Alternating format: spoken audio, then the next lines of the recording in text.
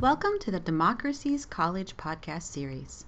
This podcast focuses on educational equity, justice, and excellence for all students in P20 educational pathways.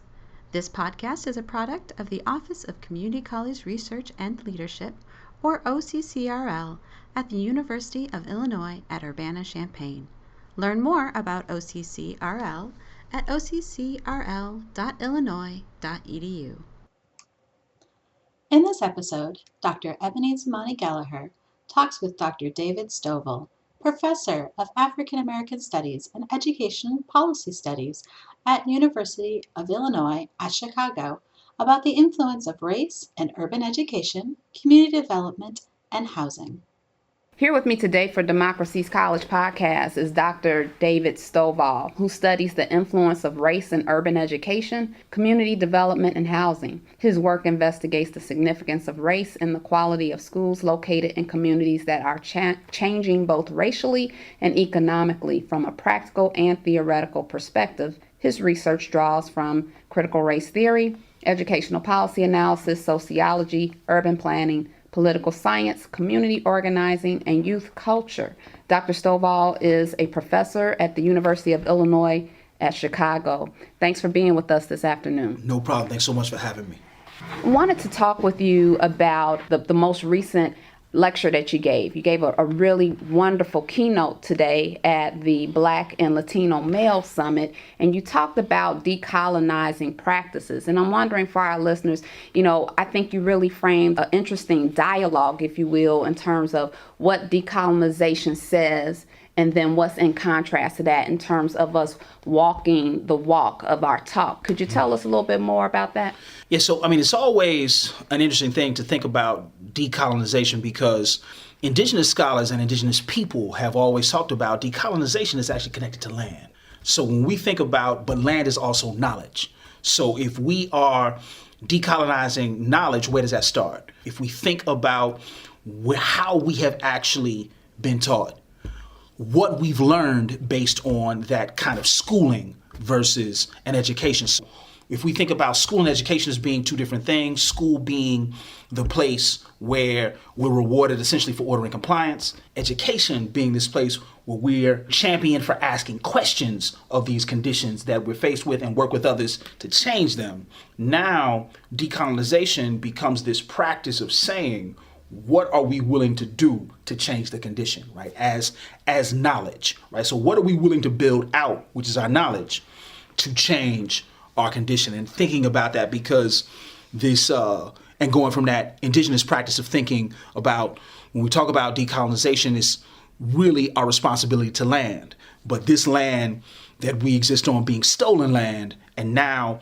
where does that rest in our own understanding as of African descended people who have been brought here to perform this particular labor? So now, what is the responsibility to the folks who have had their land stolen, right? So really thinking about a decolonizing practice is saying, what has been stolen from us? And now what are we willing to do to get it back, right? And that, starting with us in terms of a decolonizing practice, starts with how we think about our work and who we do that work with.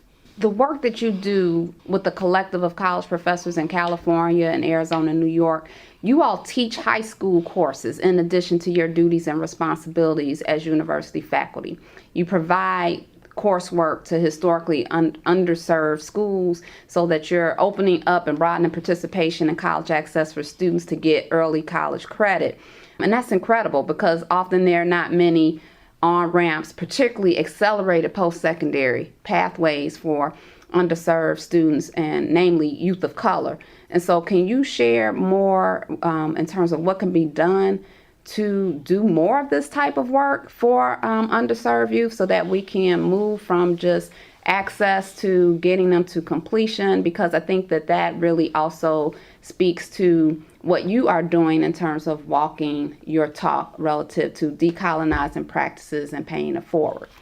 So I think one of the things, and this is always a thing at four-year institutions, all these four-year institutions have this kind of college bridge thing. It's some places it's robust, other places it's kind of dormant.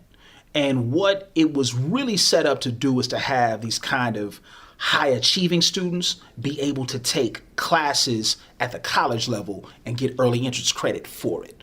So we just thought about an inversion of that. And I think to your question around thinking about that broadly or deeply is you can get university professors, especially if we think about these kind of large land-grant institutions, you can get a professor to actually have this class, a forward-thinking department head or forward-thinking dean can say, all right, we can have a faculty member, we'll make this course that they teach with the high school students part of their course load, right? And then that's another way to kind of think about, so if it's part of their course load, then they're already equipping those young folks to do a couple of things. They're pairing them, is letting them see college up front in terms of what college space is and what the requirements and what the ask is early on. And then they're also establishing a community connection. Another thing that folks could do in terms of, and I think about it, is the second way, you can teach that college, and this is what a couple of my colleagues did a couple years ago, you could teach that college course on the high school's campus. So this is a form of dual enrollment, dual credit, concurrent enrollment. So dual credit, dual enrollment, you're just teaching it in a different space. The third piece is that you can have an existing class and bring and incorporate those students. So now you just make the numbers in that class higher. And departments like this, because they can still get the FTEs on it, right? Mm-hmm. So you make that number larger. Those high schoolers come to that class with those undergrads or what have you, and now you have this larger space where the old model was just, it would be like 2 or 3 students kind of embedded in a class and nobody would know who they were. Everybody would think that they were undergrads or what have you, where this model would say, okay, you really want folks to see what college is? Let's put them in. So who bears the cost of the students coming to you and being in that course? So actually, when you think about it in this way, this is a recruitment model for universities. So the universities would bear that cost, but if you think about it in a particular way, you cut it down because it would be a part-time enrollment. You would have a process where they would get, because it's just one course, you could parcel that out in terms of whatever the charge is per credit hour. And then now you can think about, for people who want to do it long term, you could either secure external dollars to make that happen, or if you have, and I'm just thinking about it, for example, a college of education, that cost is easily absorbed because it's only one course. And if you think about that, if you wanted to do it in numerous courses, it would be a greater expenditure, definitely. But for that one course, if it was one course, that expenditure would be minimal. So when you and your colleagues go into the high schools and you're teaching the content that you would normally teach on campus, but for the students at their own site, what have you seen in terms of how they're thinking about college, their efficacy, and how many of them actually do circle back and apply and end up attending your institutions? So I think this thing around fielding their opinions or feelings about college, at first, there's kind of a mixed group. It's kind of a mixed set of opinions. Like some folks are ready to go. They feel like they're prepared. They're up for the challenge. Other folks are hesitant and saying, okay, I like what we're doing here, but I don't know if I'm necessarily ready for college because of the pace, the financial burden, or what have you. So, and those are real things that we have to take into account. And our first year, we got a good grouping of people who actually came to UIC. But our real intention was, if folks came to UIC, all to the good. If they didn't, all to the good. The main thing was to get them in a 4-year pathway, right, to degree attainment. That's our thinking around it. Now, of course, universities like it if they enroll, and they will give you credit for it if you enroll in those spaces. But our thing was really around just getting folks into 4-year schools. But there is some cachet, I do believe, if if the young folks are able to take those classes potentially on the college campus, because now they kind of see the function of the place and are able to figure out if they could actually engage in that type of rhythm. So there's a number of ways to do it. But we actually saw that first group, that 2009 group, we saw a good grouping of them actually going to UIC. So we had 3 classes going. We shared a lot of students. So altogether, it was maybe about 50 students who were between those 3 classes. And we got probably, 10 folks between Urbana and the Chicago campus. Yeah, so a pretty good grouping of folks. Yeah.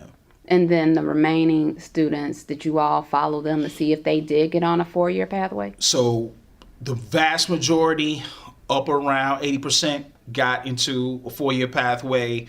Those folks, actually some of those folks are now current classroom teachers.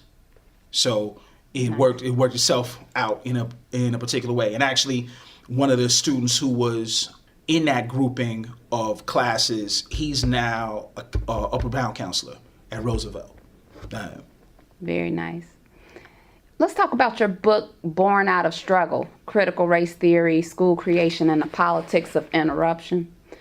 The book details ways in which community members, organizers, activists, and scholars are working through and across differences of history and age, race, gender, you name it. And it conceptualizes as well as talks about how it was actualized to have this social justice high school, right? Greater Lawndale High School for Social Justice.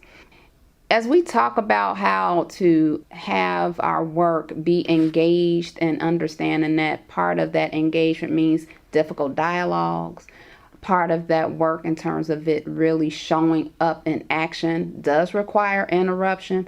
How do you navigate and situate merging social justice, the imperative that you have in your scholarship, with your scholarship in a meaningful, authentic way? Because it proves challenging for some folks to show up in that, in the fullness of themselves that way, beyond the pages of what they're conceptualizing, right? Or theorizing about and actually walking it out. So what advice would you give to those folks that want to center social justice activism in their scholarly work? Yeah, I would say that what a group of organizers out in California told me a while back, they said, you have to trust your struggle. And what they mean by that is you have to trust your ability to articulate your process and your humility in engaging this process. Because really, the larger project of doing something like a book like Born Out of Struggle is to really to provide an example of an interruption to the colonial project of traditional research, right? So to really say, okay, research, and especially with communities of color in isolated and marginalized situations, has always been done on people, right?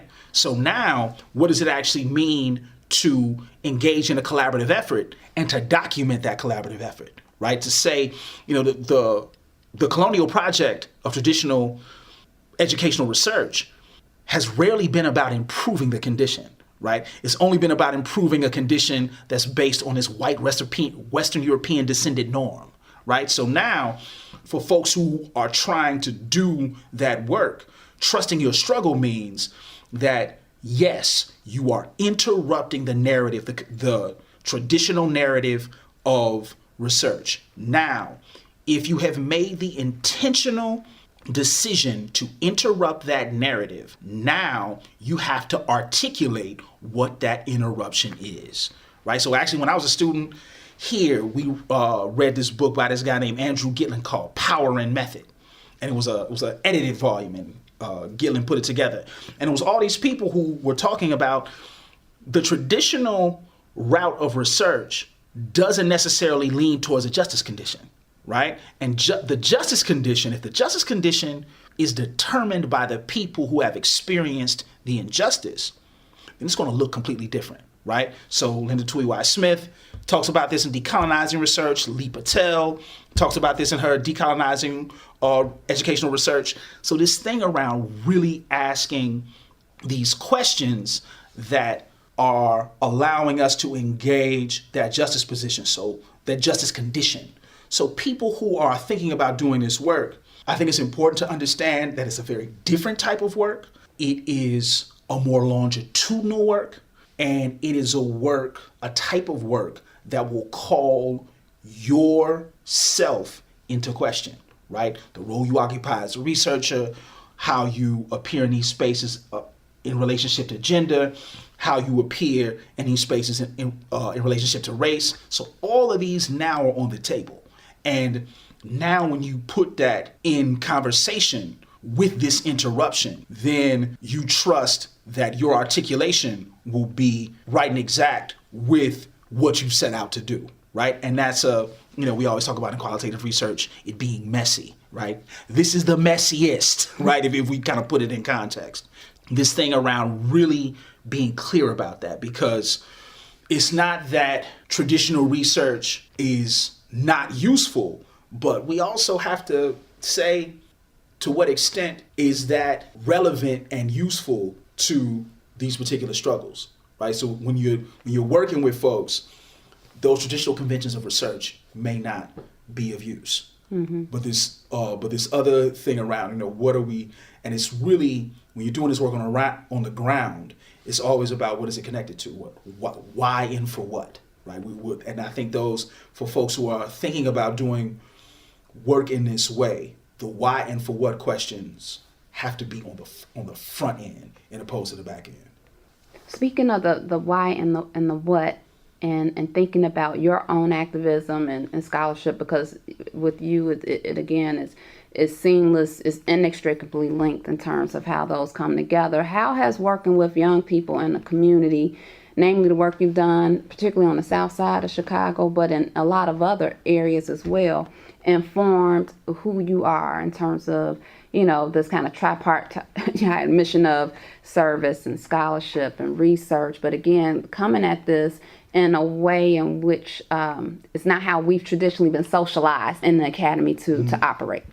I think for me, working with young folks and families keeps you humble, right? Because when you're working with, they don't care if you have a PhD. That does not matter, right? What I mean, if you were experiencing all these things where the majority of your experience in school has not been to educate you, so now what does it mean to interrupt that, right? So for me, it's always starting with that question, but then working with young folks and families keeps you humble to that and saying, what you may have intended to do with this space, or your intention space may not be the intentions of the folks that you're working with. So you got to get clear on that first. For the most responsive. Exactly, right. So you got to get clear on that first.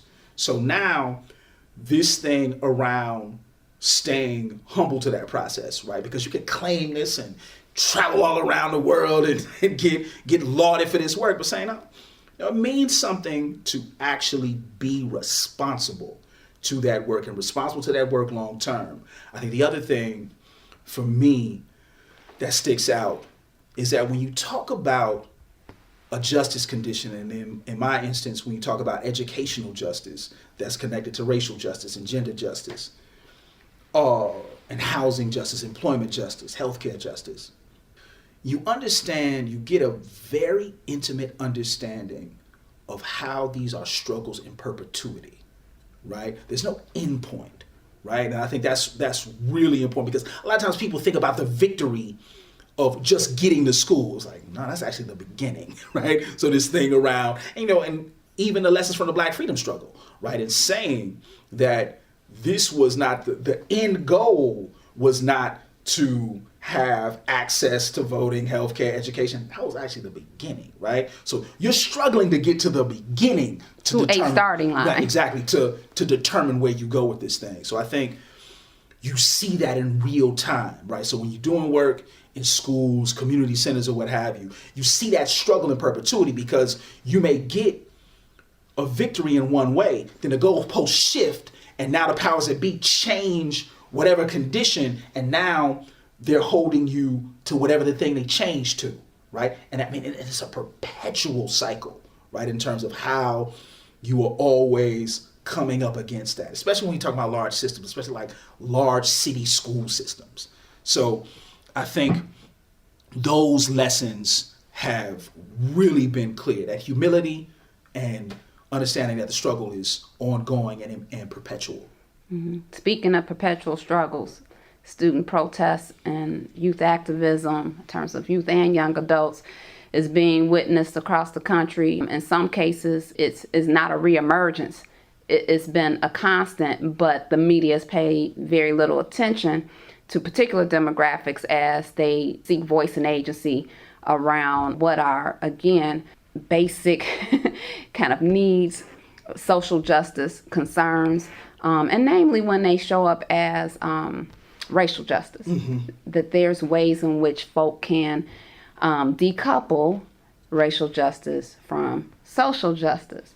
So, for example, Black Lives Matter, and the retort of, well, no, all lives matter. And then now we have the recent March for Our Lives. So what are your thoughts relative to what appears to be some cognitive dissonance and a disconnect for some, and really kind of seeing the fullness of humanity and being in the full fold of participation for particular communities and not so much for others when we talk about who matters and the extent to which our young people have had enough and are showing up and showing out in good spirit, right? So that the Parkland kids, to their credit, there's some that are going, well, yeah, we experienced this, but there's communities of color that experience this time and time again. The Black body has always been positioned as this normalized site of gratuitous punishment, right? So when you think about the work of Saidiya Hartman, Hortense Spillers, Jared Sexton, they always talk about this, Frank Wilderson, they always talk about this idea of this receptacle of the naturalized receptacle of gratuitous punishment. And I think we have these historical ebbs and flows where folks say, enough is enough, right? And I think what gets in the ebbs and flows is a bunch of pacification, right? So you get some laws or what have you that anesthetize you into thinking that things are improving, and then you're shocked right back into reality, right? And I think what we can now take from those young folks is saying the young people are reminding us that America is not this new thing. America is showing us to be what it has always been, right? And it's not post-racial. And it's not post-racial, right? So this thing around being so clear about that, right? So all these moments are the reminders that America is showing us to be what it has always been, right? And this, I think, when we connect that to history and not saying, so I think, as you pointed out, when folks in Black Lives Matter, when folks in Black Youth Project 100, Dream Defenders, when they're saying, look, this thing is nothing new, right? We have to pay attention, right? And that, I think that's the thing that folks resist the most, right? The news cycle, the 24-hour news cycle gives us into thinking that, oh, this is this new tragedy. And folks are saying, no, this is a perpetual tragedy, right? And we just haven't connected it. We haven't paid attention to it. So I think... And a basic right, the kids should show up in a learning space and feel safe. Period, right? I mean, just those basic things, right? And not Santorum saying madness like they should learn CPR. Are you know that just the ridiculousness of that, right? But and arm the teachers too. Right, yeah. But another point of ridiculous, because we know what that means too. More Black and brown death, period.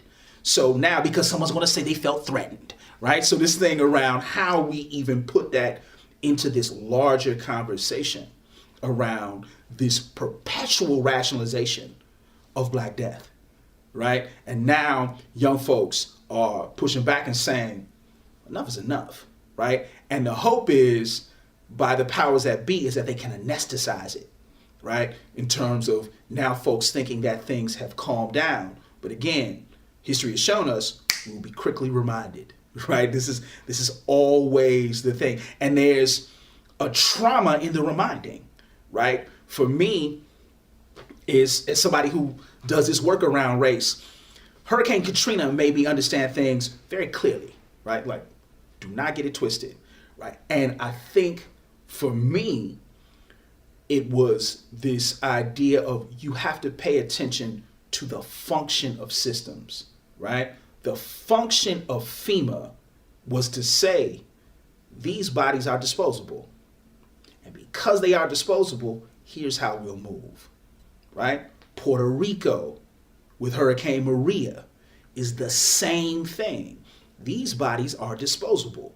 Here's how we will demonstrate their disposability, right? And I think those things, when people start to respond to that and actually have that in the forefront, and that's my hope for these groups of young people who are showing up and showing out, to say, let's be clear about what we're in, right? So when we talk about creating new things, they have to be new things, right? And I think that's the energy that I'm appreciative of, because it's reminding us that, you can't, as the elders say, you can't let your butt get soft, because you now in a softer chair, right? You still got to understand what this thing is, right? And when we understand what this thing is, it pushes us to think about our work differently, right? It challenges us to do our work differently. And I'm very appreciative of young folks for putting that lesson, bringing that lesson back in terms of returning us to our history. So your work also addresses the need to reframe the gap. You underscore the importance of different stakeholders in socially just education. And that this is, again, as you said, is in a perpetual type of cycle, this struggle for quality education is continual. So when considering that, roughly half of all undergraduates that are in post-secondary are at community colleges, and that the majority of racially minoritized students are not at four-year institutions, they're at community colleges, namely Black and brown students. What do you consider the critical social justice issues in terms of the nexus of access and marginalization and policy for folk being disproportionately affected by segmented opportunities? Yeah, I think this is a big thing, and this is kind of this perpetual question, right? This kind of pipeline question. So in Illinois, we have this articulation agreement, right, between all the universities that's enforced in such strange ways, right? I mean, there's no through line to it, right? So now this thing around really doing that coordination around the articulation, right? So this possibility, because I always think about Chicago. So now, if you are a student in Chicago Public Schools, you've graduated with 3.0, you can go to city colleges for free.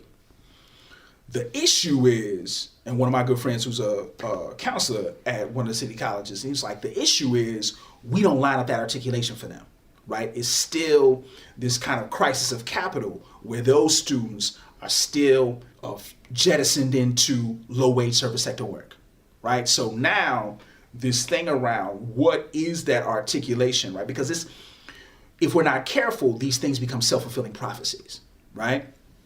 Young person comes in, they go to community college, and now they try to get their articulation agreement together. Too much paperwork, not enough through lines. They don't have access, and then they just say, all right, well, look, let me just go ahead, pick up this associate's, and be good. That grouping of people, I think, is much larger than we pay attention to. And I think now when we talk about policies, the articulation is one space, but then the other space is seeing this grouping of students as viable students in a 4-year situation. And, this is your work. What we know is that those students from community colleges that matriculate into 4-year schools, especially students of color, end up doing much better, right? Because they actually, and it's something there about them having to navigate all these different spaces. So now when they come into a four-year situation, they're very clear about what it is they're trying to do. And because they're clear, that pathway is clear, they end up doing better. So I think in contrast to first time in any institution, 4 year. Okay. Yes. And that, so now they do better, it's like, to your point, especially for first generation students. So now when we think about policy, those policies should now be explicit around those articulation agreements. They should also be explicit around all of the access to funding, because this does, even though you've cut theoretically the financial burden in half, you still have a financial burden. So this thing around really looking at the assistance that's available for folks in those spaces. But I think more so than anything, and this is what I'm seeing at a number of different spaces, is just that through line of articulation. I see so many folks just get lost in that space. I can remember some of my students who were trying to get into nursing programs, and I just remember how challenging it was for them to make that matriculation from a 2-year institution to a 4-year institution, still staying on that nursing track. And there were some folks, the College of Nursing at UIC also recognized that. I'm like, look, now we got a whole pathway for folks to actually take these courses so they don't have to take classes again into these spaces. And that was just them as a forward-thinking department to say, okay, we have this need, we can actually do this. But I think that thing around the challenge is, now all these numbers are placed on students' heads, right? So now colleges are not even quasi-businesses, right? They're full-on businesses. And now this kind of dollar value that's placed on young people's heads doesn't allow them to see, okay, if we're talking about retention and completion, there's a different equation here, because as a business, than just getting them in the door. Right, because the business model of colleges is you make your money just by getting a bunch of freshmen in the door. Enrollment. Yep. So that thing around. So your budget is essentially determined by freshman enrollment, right? So this thing around thinking about that differently, and I think you have some spaces that have really been forward thinking with that, but I think that challenges that is that those articulation agreements in terms of making sure that they're sound in terms of what people want to do. Okay. As we wrap up in closing, what call to action or advice would you share with our listeners in terms of engaging in and advancing equitable education for diverse youth and adults? I would say the biggest thing, do not be afraid to interrupt and challenge what has been touted as traditional research. Right? I mean, this thing around really asking deeper questions around what is it that we're trying to address, how are we trying to address it, and how we're trying to address it for the purpose of improvement. And then being very clear about developing why you do it and what you do it for, right? And because I think this is the conundrum often of the academy, right? So we get appeased with things like tenure.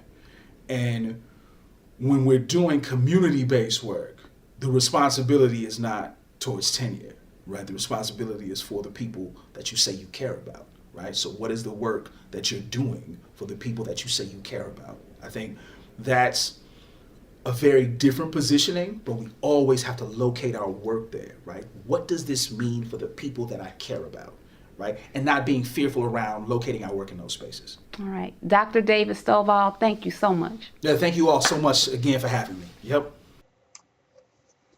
Tune in next month when Jason Keist at OCCRL talks with Dr. J. Luke Wood, Associate Vice President for Faculty Diversity and Inclusion and Distinguished Professor of Education at San Diego State University, about engaging and supporting male students of color.